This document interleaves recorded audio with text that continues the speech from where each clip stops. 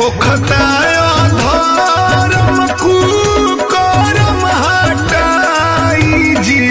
शासन प्रशासन के मनोबल बढ़ाई जी। हाँ, नशवा के जड़ से मिटा के, नशवा के जड़ से मिटा के देश चमकाई जी, नशवा के जड़ से मिटा के देश चमकाई जी, नशवा के जड़ से मिटा के देश को बचाना